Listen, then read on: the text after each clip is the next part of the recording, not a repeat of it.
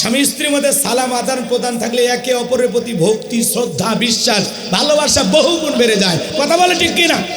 তাহলে ঘরে ঢুকে প্রথমে বউকে সালাম দিবেন, আসসালামু আলাইকুম রহিমা, কেমন আছো সোনা?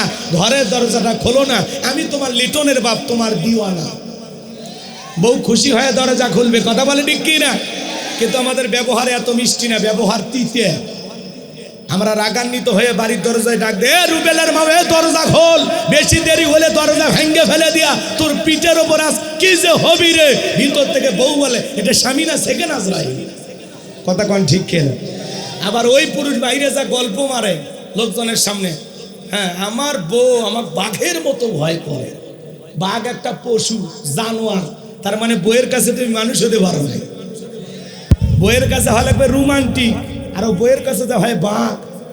কথা কয় না, তোর বাঘগিরি অন্য জায়গায় দেখাস, বইয়ের কাছে হওয়া লাগবে নরম। কথা কন ঠিক কিনা?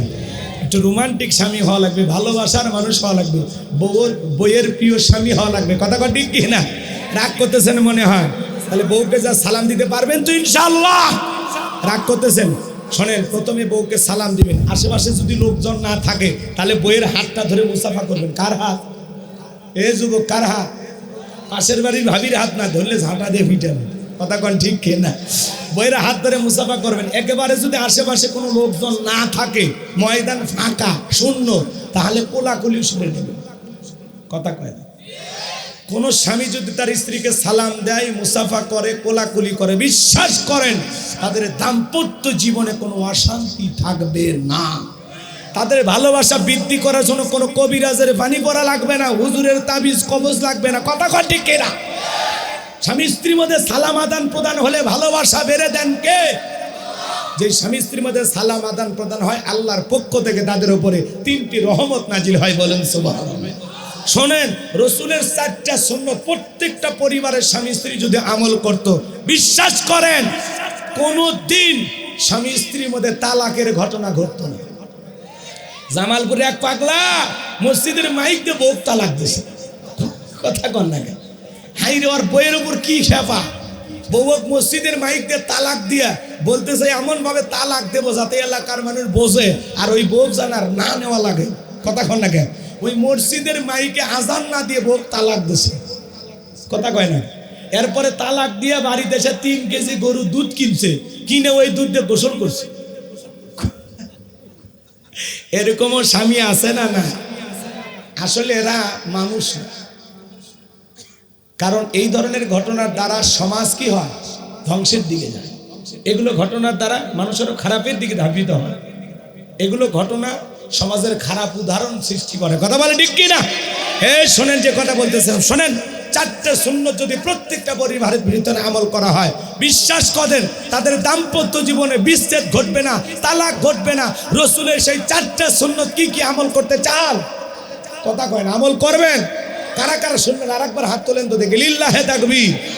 হাত নামান। শোনেন, এখনই যদি আমি ওই 4টা সুন্নতের দিকে চলে যাই, আলোচনা এলোমেলো হয়ে যাবে। কথা কন ঠিক কিনা?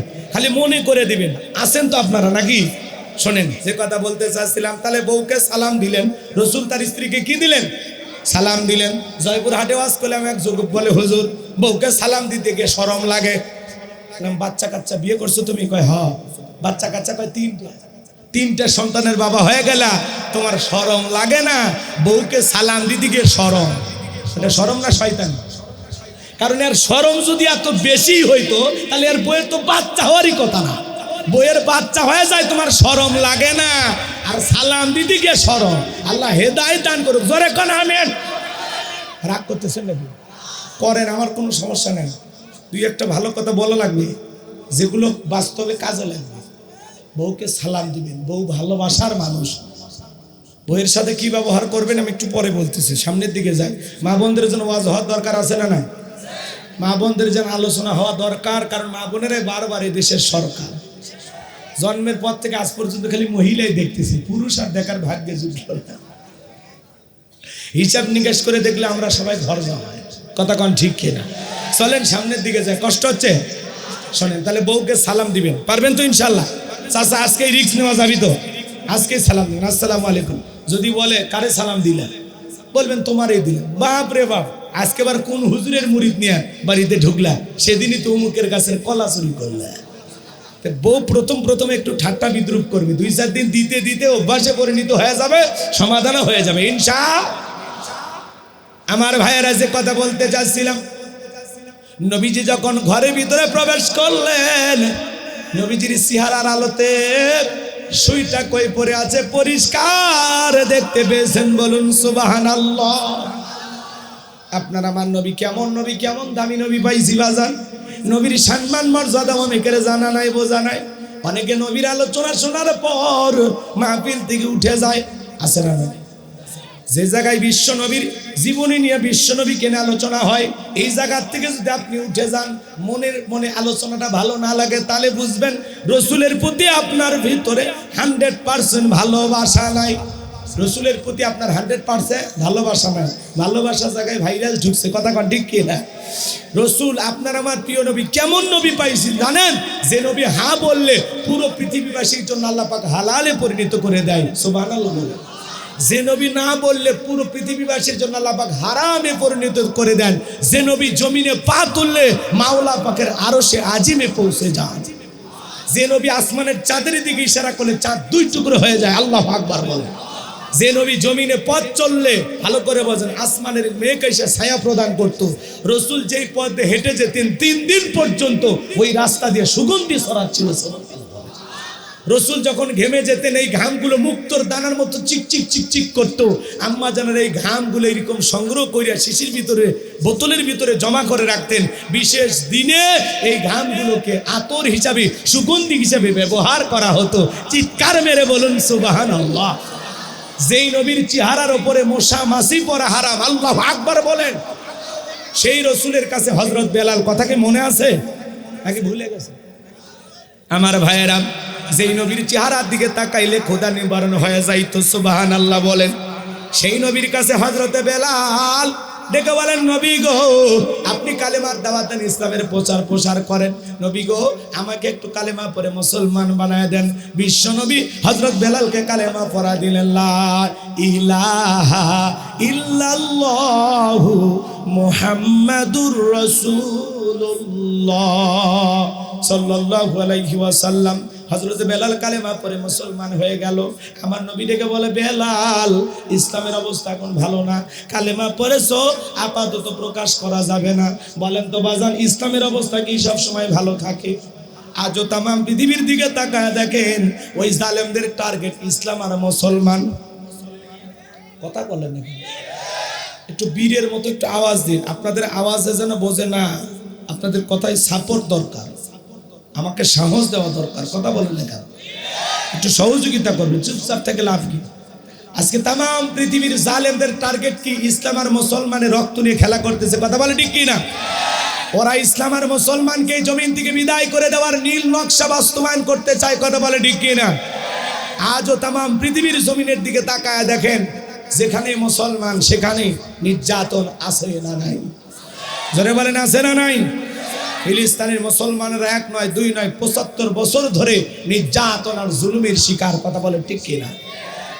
আজকেও নেতানিয়াহু আর মাথায় কিন্তু ইয়া নাই, চুল নাই, দেখছেন না? কথা কয় না? যারা অমুসলিম, কাফের, বেঈমান, এদের মাথায় যদি টাক থাকে, বুঝবেন যে সবচেয়ে বড় শয়তান। কথা কয় না? আর মাথা শয়তানি বুদ্ধি দিয়ে ভরা। কিছুদিন যুদ্ধবিরতির পর আবারও হামলা শুরু করছে, কথা কন ঠিক কিনা? আমার ভাইয়েরা, শুধু কি তাই, সে হুঙ্কার দিতেছে যে যেভাবে হোক হামাস সন্ত্রাসদেরকে নির্মূল করব। হামাস মুসলমানদেরকে ওদের কাছে সন্ত্রাস মনে হয়, কথা কয় না? ওরা যখন মুসলমান মারে তখন বলে আমরা সন্ত্রাসী হত্যা করতেছি। আর মুসলমান হামাস বাহিনী যখন ওদের আক্রমণের পাল্টা জবাব দিয়া 2-1টা ইহুদির বাচ্চাকে জমিন থেকে বিদায় করে দেয়, তখন ওরা বলে মুসলমানেরা জঙ্গি। ও, মুসলমান মারলে হয় জঙ্গি, আর তোমরা মারলে হয় সন্ত্রাসী, বিদায় করতেছে। পৃথিবীর সবচাইতে বড় সন্ত্রাসী হলো ইহুদিরা, কথা বলে ঠিক না? এদের চাইতে নিকৃষ্ট জাতি আল্লাহর জমিনে আর কেউ নাই, কথা বলেন ঠিক না? এই ইসরায়েলি ইহুদি জালেমেরা প্রতিদিন মুসলমানের উপরে হামলা চালায়, হাজার হাজার মুসলমানকে বিদায় করেছেন। এদের কাছ থেকে শিশু পর্যন্ত রক্ষা পায় না, বৃদ্ধ মানুষ রক্ষা পায় না, হাসপাতাল মসজিদ কোনো কিছু রক্ষা পায় না। এরা হলো পৃথিবীর সবচাইতে নিকৃষ্ট জানোয়ার। কথা বলেন ঠিক কিনা? আমার ভাইয়েরা, কিন্তু মনে রাখবেন, জালেমদের জুলুম যত বাড়বে, জালেমদের নির্যাতন জুলুম যত বাড়বে, মনে রাখবেন মুসলমানদের বিজয় তত নিকটে। কথা বলেন না কেন? রাতের গভীরতা যত বেশি বাড়ে, ভোরের সূর্য তত নিকটবর্তী হয়। কথা বলে ঠিক কিনা? মুসলমানের যেভাবে রক্ত নিয়ে জুলুম করা হচ্ছে, যেভাবে মুসলমানদেরকে হত্যা করা হচ্ছে, ফিলিস্তিনের জমিনে মুসলমানের রক্ত ঝরেছে। আমাদের বিশ্বাস, আমাদের বাইতুল মুকাদ্দাস মসজিদুল আকসা মুসলমানদের প্রথম কেবলা, পৃথিবীর দ্বিতীয় মসজিদ, সম্মানের দিক দিয়ে তৃতীয় মসজিদ, যেই মসজিদে অসংখ্য নবী রাসূলেরা সালাত আদায় করেছেন, যেই মসজিদের আশেপাশে অসংখ্য নবী রাসূলদের কবর রয়েছেন, এই পবিত্র ফিলিস্তিনের জমিন ওই ইসরায়েলি ইহুদি জালেমদেরকে হটাইয়া আজ হোক কাল হোক মুসলমানেরা ইনশাআল্লাহ বিজয় লাভ করবে। সেই দিন বেশি দূরে নয়। কথা বলেন ঠিক কিনা?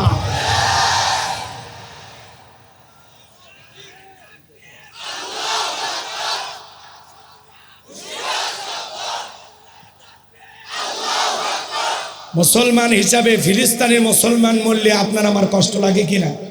বিশ্বনবী বলেছেন, পুরো পৃথিবীর মুসলমান হলো একটা মানব দেহের মতো। কথা বলেন না কেন? শোনেন, এই যে পায়ে যদি চিমটি কাটা হয়, আপনি আমি আঘাত পাবো। কথা বলেন না কেন? ব্যথা পাবো না? পায়ে যদি চিমটি কাটা হয়, যেরকম আপনি ব্যথা অনুভব করেন আপনার শরীর, পুরো পৃথিবীর মুসলমানেরা হলো একটা দেহের ন্যায়।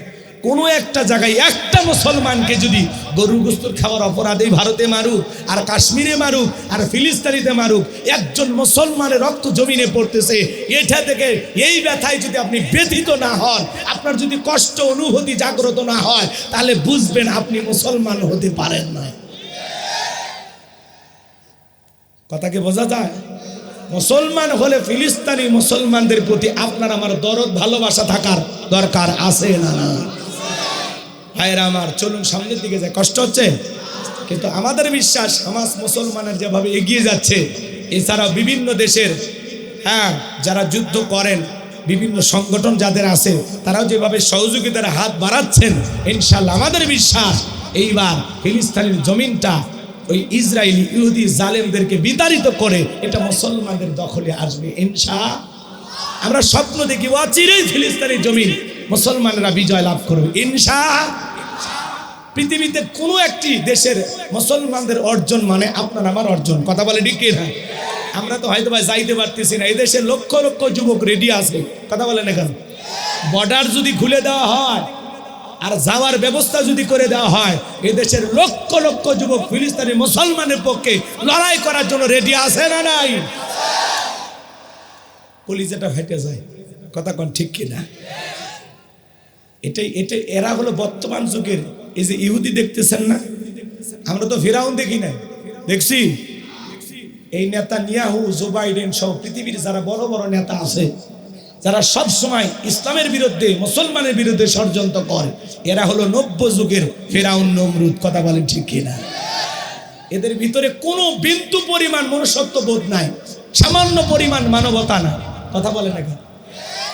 আল্লাহ আমাদের হেদায়েত দান করুন, জোরে বলুন আমিন। আল্লাহ এই সমস্ত জালেমদেরকে হেদায়েত দান করুন, জোরে বলুন আমিন। আর হেদায়েত যদি ভাগ্যে না থাকে, নমরুদ ফিরাউনের পরিণতি হয়েছে যা, এদেরও পরিণতি হবে তাই ইনশাআল্লাহ। মনে রাখবেন, মুসলমানদের শেষ পরিণতি হলো পরাজয় না, মুসলমানদের শেষ পরিণতি হলো বিজয়, আর জালেমদের শেষ পরিণতি হলো পরাজয়। আসল হিরোরাই সর্বশেষে যেতে। কথা কর ঠিক কিনা?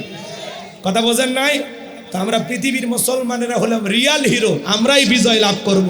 আর ওই জালেমেরা হলো পৃথিবীর সবচেয়ে বড় সন্ত্রাসবাদ, এরা বিদায় নেবে ইনশাআল্লাহ। কষ্ট হচ্ছে আপনাদের? আমার ভাইয়েরা, বিশ্বনবী ডেকে বলে, বেলাল, ইসলামের অবস্থা এখন ভালো না, কালেমা পড়েছো, কথা প্রকাশ করা যাবে না। এজন্য বাজান, ইসলাম মানতে গেলে আপনার উপরে নির্যাতন জুলুম আসবে, মামলা হামলা আসবে, হাজারো নির্যাতন জুলুম কষ্ট করে আপনাকে টিকে থাকতে হবে। ইসলাম মানতে গিয়ে ঘর ছাড়া বাড়ি ছাড়া হওয়া লাগতে পারে, বিবি থাকার পরেও বইয়ের কাছে ঘুমাইতে পারবেন না, সন্তান থাকার পরেও সন্তানকে আদর করতে পারবেন না। কথা বলে ঠিক কিনা? মাঝে মাঝে দেখেন না মুসলমানদের কত বিপদ আসে, চলেন সামনের দিকে যায়। হযরত বেলাল ডেকে বলে, নবী গো, আমার মনে উমাইয়াকে একদিন বলেছিলাম উটুম বা ছাগল পেশাব পায়খানা করে দেয়, এই ঘরে থাকতে আমার বড় কষ্ট হয়, আমার জন্য একটা ভালো বিছানার ব্যবস্থা করে দেন। উমাইয়া ডেকে বলে, বেলাল রে, উটুম বা ছাগলের দাম আমার কাছে আছে, কিন্তু তোর মতো কালো হাফসি বেলালের দাম আমার কাছে নাই। জোরে কর নাউজুবিল্লাহ।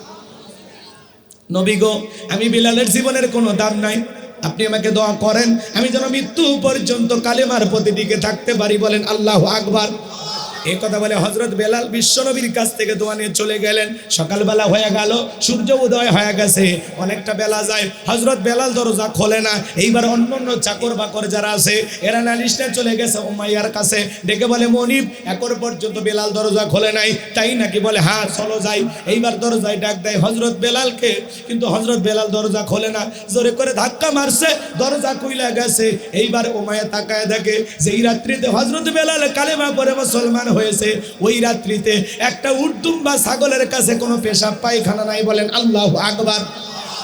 উমাইয়া ডেকে বলে, চাকরের দল, বেলালের বিরুদ্ধে মিথ্যা অভিযোগ দাও, তোমরা যখন ঘুমাচ্ছিলে বেলাল তখন ময়লা আবর্জনা পরিষ্কার করেছে, তাকায় দেখো না একটা উটদুম বা ছাগলের কাছে কোনো পেশাব পায়খানা নাই, যাও তোমরা নিজেদের কাজ করো। এই কথা বলে হযরত বেলাল এক পা দুপা করে উমাইয়ার কাছে যখন বাজার আমার উমাইয়া যখন হযরত বেলালের কাছে চলে গেলেন, এক পা দুপা করে হযরত বেলালের কাছে যায়, বলে বেলাল। হযরত বেলাল কোনো জবাব দেয় না, মাথাটা নিচু করে জিহ্বাটা নাড়ায় হযরত বেলাল জিকির করে কার। এইবার হালকা করে ধাক্কা মারছেন যখন হযরতে বেলালের জবান দিয়া কালেমার আওয়াজ বের হয়েছেন, তখন বলেন আল্লাহু আকবার। কালেমার আওয়াজ শোনার পর উমাইয়া ডেকে বলে, বেলাল রে, এসব কি শুনছি, তুমি কি আব্দুল্লাহর বেটা মুহাম্মদ সাল্লাল্লাহু আলাইহি সাল্লামের দলে কালেমা পড়ে মুসলমান হয়ে গেছো? হযরত বেলাল ডেকে বলে, মুসলমান হয় যারা মিথ্যা কথা বলে না তারা, আমি গতকাল রাত্রিতে নবীজির হাতে হাত রেখে কালেমা পড়ে মুসলমান হয়েছি। চিৎকার মেরে বলুন আল্লাহু আকবার। এই কথা শোনার পর উমাইয়া ডেকে বলে, বেলাল রে, উটদুম বা ছাগলের মালিক বানায় দেব, থাকার জন্য ভালো ঘর বাড়ির ব্যবস্থা করে দেব, এরপরে কালেমা ত্যাগ করে আবারও বাদদাদের ধর্মে ফিরে আয়। হযরত বেলাল ডেকে বলে, উমাইয়া, দুনিয়ার কোনো পার্থিব সম্পদের বিনিময়ে বেলাল তার ঈমান বিক্রি করবে না। বলেন আল্লাহু আকবার। এইবার উমাইয়া ডেকে বলে, বেলাল রে, আমার কথা না শুনলে বড় নেতা আবু জেহেলকে খবর দেব। হযরতে বেলাল ডেকে বলে, কোন বড় নেতা ছোট নেতা এখন কাউকে গোনার টাইম নাই, আমি কোন আবু জেহেলকে ভয় করি না, আমি ভয় করি আমার আল্লাহকে। এইবার উমাইয়া দৌড়ে চলে গেছে আবু জেহেলের বাড়িতে, যাই বলে, নেতা সংবাদ খুব খারাপ। কি হয়েছে? কয়, আমার বাড়ি কিদোদাস বেলাল কালেমা পড়ে মুসলমান হয়েছে, আপনি একটা কিছু করেন। এইবার আবু জেহেল ডেকে বলে, তুমি যাও, আমি আসতেছি। আবু জেহেলের একটা বিশেষ বাহিনী ছিল যাদের কাজই হলো মুসলমানের রক্ত নিয়ে খেলা করা। যারাই কালেমা পড়ে মুসলমান হইতো, আবু জেহেলের এই বাহিনী তাদের উপরে নির্যাতন জুলুমের স্টিম রোলার চালাইতেছিল। কথা বলেন ঠিক কিনা? আবু জেহেলের একটা বিশেষ বাহিনী ছিল যাদের কাজই হলো কেউ যদি নতুন কালেমা পড়ে তাদেরকে ধরে কি করে? নির্যাতন আর জুলুম চালায়। কথা বলেন না কেন? আবু জেহেলের সেই সময় একটা বিশেষ বাহিনী ছিল যাদের কাজ মুসলমানের রক্ত নিয়ে খেলা করা। আজও পুরো পৃথিবীর দিকে তাকায় দেখেন, জালেমদের বিশেষ একটা বাহিনী আছে যাদের কাজই হলো মুসলমানদেরকে বিদায় করা, মুসলমানদেরকে কষ্ট দেওয়া। কথা বলেন ঠিক কিনা? ভালো করে বোঝেন। এইবার আবু জেহেল তার ক্যাডার মাস্তান সাঙ্গ পাঙ্গ নিয়া উমাইয়ার বাড়িতে হাজির হয়ে গেল। ডেকে বলে, বেলাল এইদিকে আয়। হযরতে বেলাল যখন কাছে আসলেন, আবু জেহেল ডেকে বলে, বেলাল, আমি তোরে পার্সোনাল ভাবে মোহাব্বত করি, তোর উপর বিশেষ নজর আর ভালোবাসা আছে। এসব কি শুনছি বেলাল? তুমি নাকি কালেমা পড়ে মুসলমান হয়েছো, তোমার কি লাগবে তুমি বলো, উটদুম বা ছাগলের মালিক হইতে চাইলে বানায়া দেব, বাড়িঘরের জায়গা জমি লাগলে ব্যবস্থা করে দেব, ব্যবসা বাণিজ্য যদি করতে চাও দিরহাম টাকা পয়সা যত যা লাগে আমি সব দেব। বিশাল একটা লোভনীয় প্রস্তাব হযরত বেলালকে দেওয়া হলো। হযরত বেলাল ডেকে বলে, আবু জেহেল রে, দুনিয়ার সব সম্পদ যদি বেলালকে দিতে চাও, এরপরেও বেলাল তার ঈমান বিক্রি করবে না।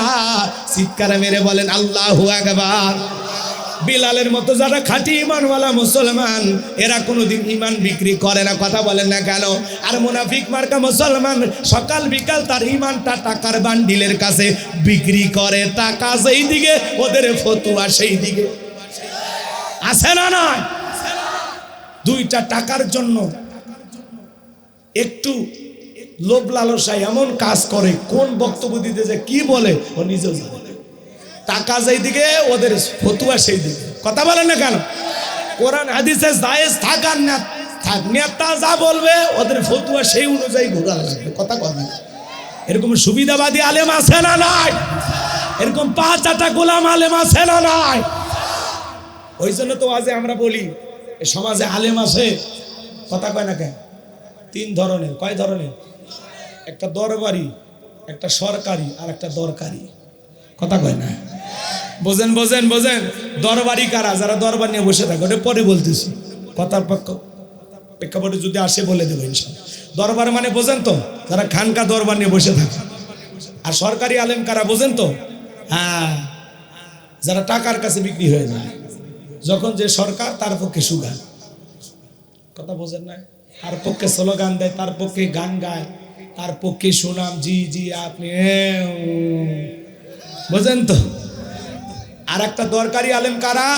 যারা আল্লাহর জমিনের দ্বীনকে প্রতিষ্ঠিত করতে চায়, কোরআন প্রতিষ্ঠিত করার জন্য লড়াই করে, সংগ্রাম করে, হাজারো নির্যাতন জুলুম নীরবে সয়ে যায়। কথা বলে ঠিক কি না? রাগ করতেছে? করেন, কোনো সমস্যা নেই। যে কথা বলতে চাচ্ছিলাম বাজান, টাকা যেই দিকে ওদের ফতুয়া সেই দিকে। বউ তালাক হয়ে গেছে, নেওয়ার কোনো বুদ্ধিই নাই। যদি খালি হাতের ভিতরে 5-10 হাজার টাকা দেওয়া, আসলে এটা তো নেওয়া তো, জি মানুষই তো ভুল করে, ঠিক আছে, আর একবার চান্স নেওয়া যায়। কথা কয় না? মাত্র 5,000-10,000 টাকার জন্য অবৈধ বউটাকে বৌদি বলে ফতুয়া দেয়। এ আছে না নাই?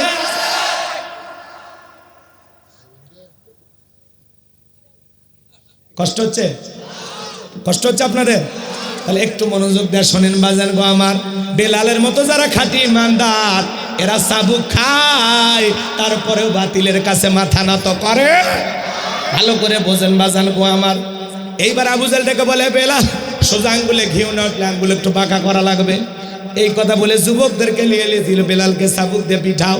চাবুক দিয়ে পিটাইতে পিটাইতে কালো চামড়া ফেটে রক্ত ঝরা শুরু হয়ে গেল। বাজান গো আমার, এরা যত জোরে চাবুক মারে, বেলাল তত জোরে আল্লাহর জিকিরি করে। এবার আবু জাহেল ডেকে বলে, বেলাল চাবুক দিয়ে মারতে মারতে কালো পিঠটা ফেটে রক্ত ঝরতেছে রে বেলাল, এরপরে কি ইসলাম ধর্ম ত্যাগ করবি না? হযরতে বেলাল ডেকে বলে, আবু জাহেল রে, মারতে মারতে যদি মেরেও ফেলে দাও, জীবনটা দিতে রাজি, কালেমার পথ থেকে ফিরে আসতে রাজি নাই? বলুন আল্লাহু আকবার। বাজান গো আমার, হযরত বেলালকে চাবুক দিয়ে পিটাইতে পিটাইতে আবু জাহেল ডেকে বলে, এ যুবকেরা, বেলালের পায়ের রশি লাগাও। হযরত বেলালের পায়ের রশি লাগানো হলো। আরবের উত্তপ্ত গরম বালিতে ছেঁচড়াইয়া নিয়ে ঘোরা গেল বাজার। যেই আরবের গরম বালিতে যদি চাল দেন মুড়ি হয়ে যাবে, এত উত্তপ্ত বালিতে ছেঁচড়াই নিয়ে ঘোরা হলো। বাবলা গাছের কাঁটাগুলো বেলালের জিহ্বার ভিতরে পেরেকের মতো মারা গেল। এত কষ্ট দেওয়ার পর বেলালকে বিকেল বেলা নিয়ে এসে ডেকে বলে, বেলাল চাবুক দিয়ে পিটাইলাম, পায়ের রশি লাগাইয়া মরুভূমির গরম বালিতে নিয়ে ঘুরলাম রে বেলাল, এত নির্যাতন জুলুম তোমার উপরে করা হলো বেলাল, এইবার বলো আব্দুল্লাহর বেটা মুহাম্মদ সাল্লাল্লাহু আলাইহি সাল্লামের দল ত্যাগ করবা কিনা? হযরত বেলাল ডেকে বলে, আবু জাহেল রে, মারতে মারতে যদি মেরেও ফেলে দাও, বেলালের নিঃশ্বাস থাকবে যতদিন, বেলাল ইসলামের পথে টিকে থাকবে ততদিন। বলেন আল্লাহু আকবার। এইবার আবু জাহেল ডেকে বলে, যুবকেরা রে, যাও যাও, বিশাল বড় একটা পাথর নিয়ে এসে বেলালের বুকের উপরে চাপায়া দাও। এইবার বিশাল বড় একটা পাথর নিয়ে আইসা হযরতে বেলালের বুকের উপরে চাপায়া দেওয়া গেল। আর আবু জাহেল মনে মনে ভেবে নিল, এই পাথরের চাপার আঘাতে বেলাল বুঝি মারা যাবে। এই কথা ভেবে কাফেররা চলে গেল। হযরতে বেলালের বুকের উপরে পাথর, হাতে রশি লাগানো, পায়ে রশি লাগানো, বুকের উপরে পাথর, এরপরও জিহ্বা টানা রায় জিকিরি করে কার? চোখের কোনা দিয়ে টপ টপ করে পানি পড়তেছে। হযরতে বেলাল কাঁদতে কাঁদতে ডেকে বলেন, আল্লাহ তুমি তো সেই আল্লাহ ইব্রাহিমের জন্য যদি নমরুদের আগুনকে ফুলের বাগান বানায় দিতে পারো, আল্লাহ তুমি কি পারো না বেলালের বুকের পাথরটাকে তুলার মতো নরম বানায় দিতে? হযরতে বেলাল দোয়া করতে দেরি, আসমানের মালিক আল্লাহ দোয়া কবুল করতে দেরি করে নাই। বেলালের বুকের পাথরটাকে আমার আল্লাহ রাব্বুল আলামিন তুলার মতো নরম বানিয়ে দিয়েছেন। বলুন সুবহানাল্লাহ। আশিক রাসূল বেলাল, নবীর পাগল বেলাল, নবীকে কত ভালোবাসতেন জানেন? নবীজি যখন মক্কা নগরীতে পথ চলতো, হযরত বেলাল একবার ডানে যায় একবার বামে যায়। আমার নবী ডেকে বলে, বেলাল একবার ডানে যাও একবার বামে যাও, ব্যাপারটা বুঝি না। হযরত বেলাল ডেকে বলে, নবী গো, আপনি কালেমার দাওয়াত দেন, ইসলামের প্রসার করেন, ওই কাফেরাগুলো আপনার শত্রু, আপনাকে টার্গেট করে যদি তীর নিক্ষেপ করে, ওই তীরটা যেন সর্বপ্রথম আমি বেলালের বুকের ভিতরে ঢোকে। বলেন আল্লাহু আকবার। আমার বাম দিকে যাই, মনে মনে ভাবি গো নবী, ওরা যদি বাম দিকে তীর নিক্ষেপ করে, ওই তীরটা যেন সর্বপ্রথম আমি বেলালের বুকের ভিতরে ঢোকে। আমি বেলাল মারা গেলে ইসলামের ক্ষতি হবে না, আপনি নবী মারা গেলে ইসলাম আর মাথা উঁচু করে সামনের দিকে দাঁড়াইতে পারবে না। বলেন আল্লাহু আকবার। নিজের জীবনের চাইতে বেশি ভালোবাসতেন নবীকে হযরতে বেলাল। লম্বা হবে, লম্বা করবে না, সংক্ষিপ্ত কথা বলে দিয়া যায়। যেদিন নবী ইন্তিকাল করেছিলেন, ছোট্ট বাচ্চার মতো হযরতে বেলাল ফুপিয়ে ফুপিয়ে কাঁদে আর বলে, আমি বেলাল আর কোনোদিন আজান দেব না। আমি আজান দেওয়ার পরে নবী আর ইমামতির মুসল্লায় দাঁড়াবে না, আমি বেলাল আর কোনোদিন আজান দেব না। এই কথা বলে হযরতে বেলাল বলে, নবীকে হারানোর কাঁদিয়ে আমার নবীজি মদিনার সেই সবুজ গম্বুজের নিচে এখনো শায়িত। আমার ভাইয়েরা, হযরতে বেলাল নবীজিকে দাফন করার পরে মনের দুঃখ কষ্ট নিয়ে বলে, আমি মদিনায় থাকলে রাসূলের স্মৃতি ভাবতে ভাবতে পাগল হয়ে যাব, আমি সহ্য করতে পারতেছি না। যেই মদিনায় আমার নবী নাই, সেই মদিনায় আমি বেলাল থাকতে পারবো না। মনের দুঃখ কষ্ট নিয়ে হযরতে বেলাল চলে গেলেন দূরে। 6টা মাস অতিবাহিত হয়ে যায়, বেলাল আর মদিনায় আসে না। নবীজি ঘুমের ঘরে হযরত বেলালকে স্বপ্নে ডেকে বলে, বেলাল, কত মানুষ দূর দূরান্ত থেকে আইসা আমি নবীর কবরের পাশে দাঁড়ায় সালাম দেয়, আমি নবীর রওজার পাশে দাঁড়ায় সালাম দেয়। বেলাল আয়, একবার মদিনায় আইসা আমি নবীকে একবার সালাম দিয়া যা। আয় আয় বেলাল আয়, মদিনায় আয়। বিশ্ব নবীকে স্বপ্নে দেখার পর বেলাল আর স্থির থাকতে পারলেন না, অস্থির হইয়া পাগল পারা হইয়া পরের দিন মদিনার দিকে রওনা করলেন। মদিনাতে হযরত বেলাল যখন পৌঁছে গেলেন, ছোট্ট বাচ্চারা দলে দলে আসতেছেন, সাহাবা ইকরাম আসতেছেন, সবাই ডেকে বলে, বেলাল কতদিন হয়ে গেল তোমার কণ্ঠে আজান শুনতে পাই না, দাও একবার আজান দাও। বেলাল, দাও না একবার আজান দাও। হযরত বেলাল ডেকে বলে, আমি আজান দেওয়ার পরে বিশ্ব নবী ইমামতির মুসল্লায় দাঁড়াবে না, আমি বেলাল আর কোনোদিন আজান দেব না। সাহাবা ইকরাম অনুরোধ করলেন, বেলাল কারো কথা শোনে না। ছোট্ট বাচ্চারা চলে আসছেন, নবীর নাতি হাসান আর হোসাইন দুই ভাই যখন দুইটা হাত ধরেছেন, হযরতে হোসাইন যখন হাতটা ধরে ডেকে বলে, নানু ভাই, ও নানু ভাই, নানাও চলে গেছে, তুমি আমাদেরকে ছেড়ে চলে গেছো, কতদিন হয়ে গেল নানু ভাই তোমারে দেখি না। হযরতে হোসাইন যখন বেলালের হাতটা ধরে নানু ভাই বলে ডাকে দেয়, বেলাল আর নিজেকে কন্ট্রোল করতে পারলেন না। এইবার হোসাইন হাতটা ধরে বলে, নানু ভাই দাও না একবার আজান দাও, কতদিন হয়ে গেল নানু ভাই আমরা তোমার আজান শুনতে পাই না। হযরতে হোসাইন যখন হাতটা ধরে নানু ভাই বলে ডাক দেয়, হযরতে বেলাল হোসাইনের চেহারার দিকে তাকায়া দেখেন, মনে হয় মদিনার নবীর চেহারাটা ভেসে উঠেছে। মনে হয় মদিনার নবী ডাইকে বলে, বেলাল দেন একবার আজান দে, আমি নবীও কতদিন হয়ে গেল তোর আজান শুনতে পাই না। বলেন আল্লাহু আকবার। 6 মাস পরে আইসা আবার বেলাল মদিনায় আজান দিলেন। বলেন আল্লাহু আকবার। লম্বা ঘটনা, সামনের দিকে আর যাইতে পারবো না। যে কথা বলতে যাচ্ছিলাম বাজান, বেলালের ওপর নির্যাতন জুলুমের খবর যখন নবীজির কান পর্যন্ত পৌঁছে গেলেন, আমার নবী অবাক করে কেটে বলে, বকর, আমার বেলালের কষ্ট নির্যাতন জুলুমের কথা আমার সহ্য হয় না, যাও যাও আমার বেলালের জন্য একটা কিছু করো। হযরত আবু বকর কয়েক গুণ দাম বেশি দিয়া গোলামীর জীবন থেকে, ওমায়ের কাছ থেকে হযরত বেলালকে আজাদ করলেন, মুক্ত করলেন। বলেন আল্লাহু আকবার। বাজান গো আমার ভালো করে বোঝেন, এই যখন ইসলামের অবস্থা, একদিকে সন্তান হারানোর ব্যথা, আবার সাহাবায়ে কেরামদের উপর নির্যাতন জুলুম, কাফেরদের সমালোচনা। এই জন্য নবীজির মনটা খারাপ। নবীর যখন মন খারাপ, নবীকে সান্ত্বনা দেওয়ার দায়িত্ব কার? আরো জোরে বলেন। আমার নবী আসমান থেকে ডেকে বলেন, জিবরাইল, আমার বন্ধুর মা নাই, বাবা নাই, আমার বন্ধুর কষ্ট আমার সহ্য হয় না রে জিবরাইল, যা যা, আমার বন্ধুর মনটা হয়েছে ভারী, আমি আল্লাহ সইতে নাহি পারি। লাহু মাহফুজ থেকে সূরা কাউসার নিয়ে যায় আমার বন্ধুর ওপরে নাজিল কর তাড়াতাড়ি। আল্লাহু আকবার। আমার নবী ডেকে বলে, আনাস, আমার মনটা কেন খারাপ তা তোমরা জানো? আমি মুস্কি হাসি দেওয়ার কারণ হলো, এই মাত্র আসমান থেকে জিবরাইল এসে আমার উপরে সূরা কাউসার নাজিল করলো।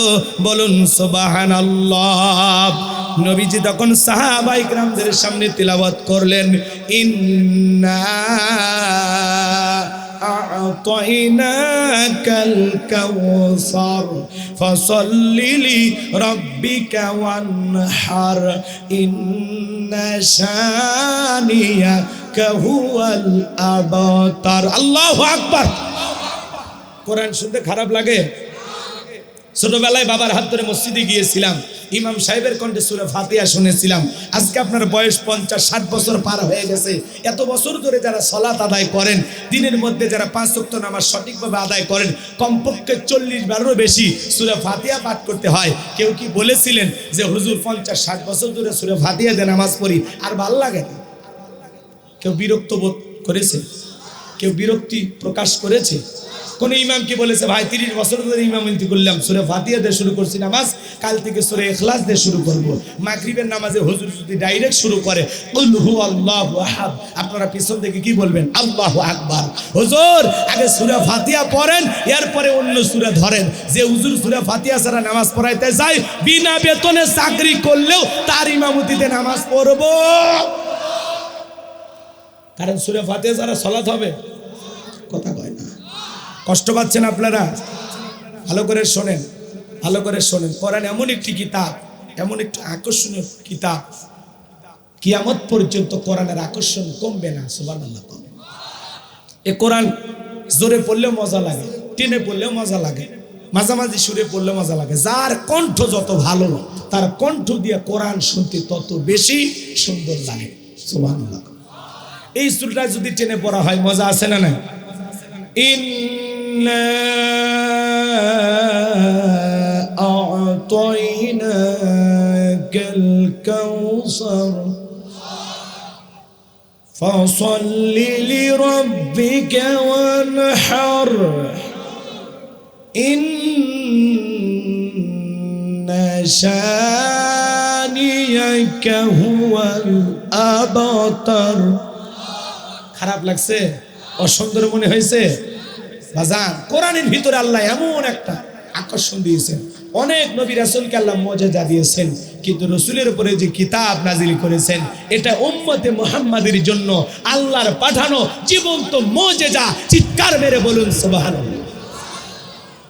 আবার যদি মাঝে মাঝে সুরে পড়া হয়, মজা আছে না? নাই? ইন্না আ'তাইনাকাল কাউসার ফাসাল্লি লিরাব্বিকা ওয়ানহার ইন্না শানিয়াকা হুয়াল আবতার। আল্লাহু আকবার। যার কণ্ঠ যত ভালো, আমার ভাঙ্গা কণ্ঠ তো অত ভালো হবে না, কিন্তু আপনাদের কাছে ভালো না লাগলে আমার কাছে মজা লাগে, আমি পড়ে মজা পাই। সুবহানাল্লাহ। কম আপনার মজা লাগা লাগবে না। কথা কি বুঝতে পারছেন? আবার যখন রমজান মাসে আমরা তাড়াহুড়ো করে পড়ি, আছে না, খতম করার জন্য তাড়াহুড়ো করে পড়া হয় না? একটু গতি বাড়ানো হয়। বিসমিল্লাহির রহমানির রহিম, ইন্না আতাইনাকাল কাউসার ফাসলি ওয়ানহার ইন্না শানিয়াকা হুয়াল আবতার, আলিফ লাম মিম যালিকাল কিতাবু লা রাইবা ফি হুদাল লিল মুত্তাকিন। আল্লাহু আকবার। এই কোরআন এমন একটি কিতাব মৃত্যু পর্যন্ত কারো কাছে বিরক্ত লাগবে না। কিন্তু কিছু কিছু তিলাওয়াতকারী আমরা ভুলভাল তিলাওয়াত করি। আলহামদুলিল্লাহি রাব্বিল আলামিন আর রহমানির রহিম, আছে না? আলাম তারা কাইফা ফাআলা, আছে। এই কোরআন তিলাওয়াতকারীর পক্ষে সুপারিশ করবে, এই কোরআন তিলাওয়াতকারীর জন্য লানত দেবে। কথা কয় না, কথা কয় না, কষ্ট হচ্ছে? তিলাওয়াতের দিক দিয়ে বিশ্ব চ্যাম্পিয়ন হলো মহিলারা। এরা যদি কোরআন একবার টানবের ধরে, কথা কয় না, সব টান, সব জায়গাতে টান, আছে না নাই?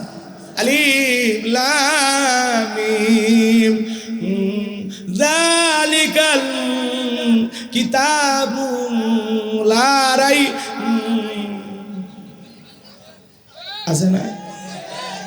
আউজিদ আলাইহি ওয়ারাত্তিলিল কুরআনা তারতিলা, কোরআনকে তারতিলের সহিত স্পষ্ট করে ধীরে ধীরে সুন্দর করে সহি শুদ্ধভাবে তিলাওয়াত করতে হবে। এই হুকুম কার? আরো জোরে কোন কার?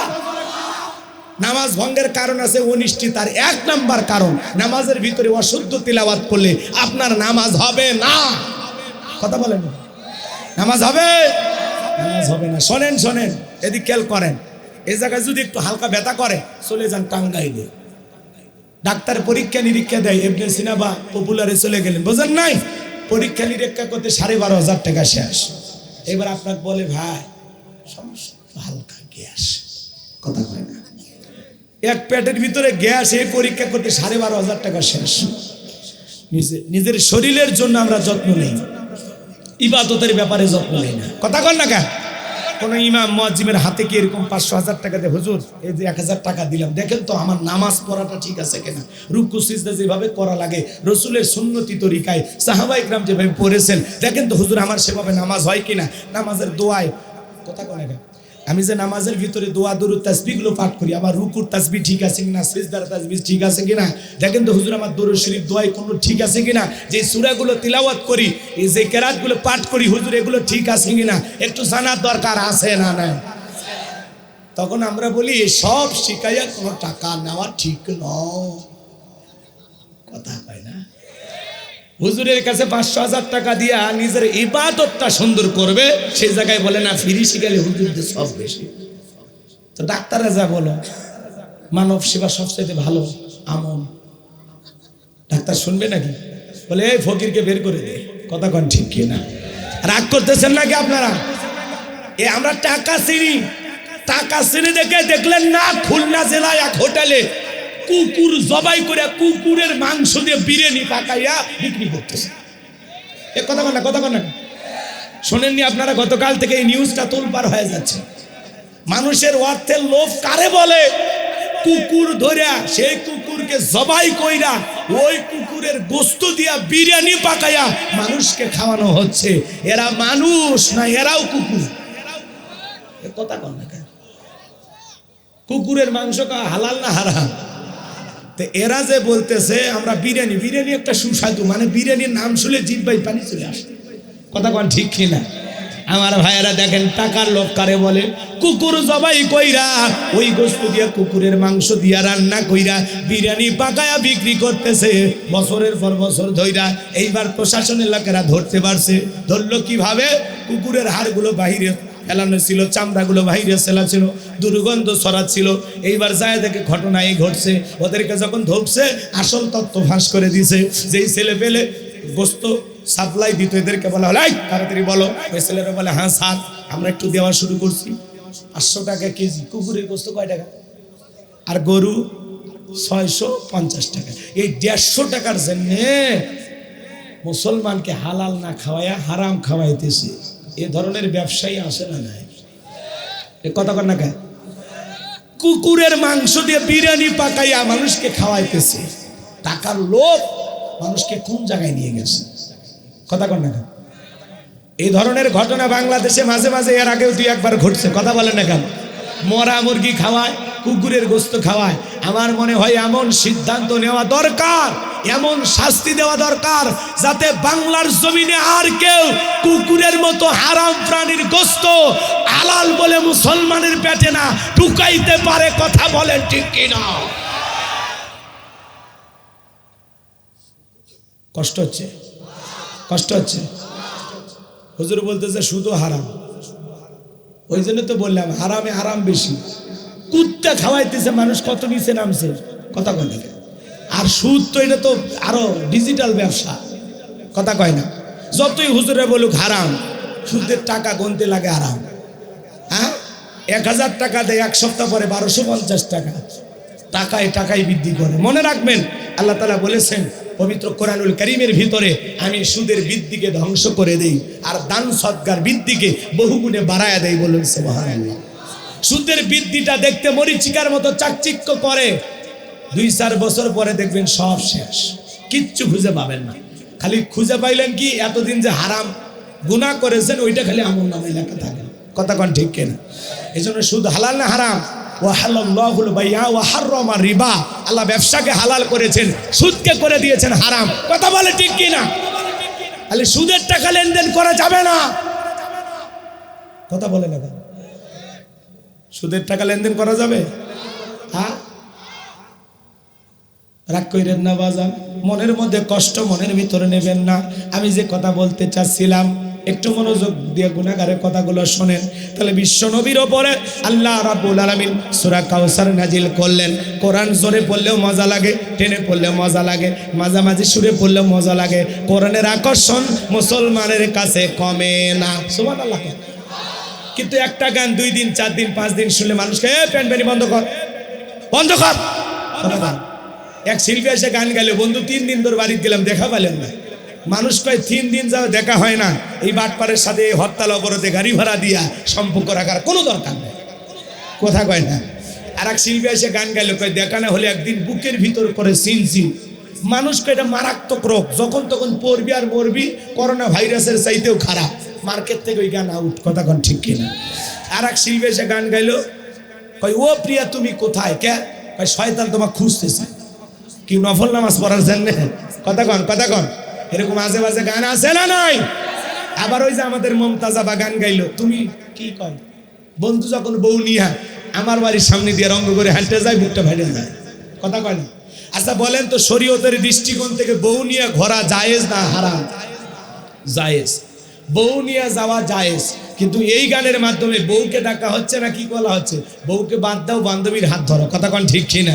এজন্য বাজান গো আমার, এগুলো গান বাজনা মুসলমানের ঈমান নষ্ট করবে, মুসলমানকে হারামের পথে ধাবিত করবে। যুবক, তোদের পায়ে হাত দিয়ে অনুরোধ করি, খবরদার এই ধরনের নোংরা গান বাজনা শ্রবণ করা যাবে। কথা বল না আপনারা।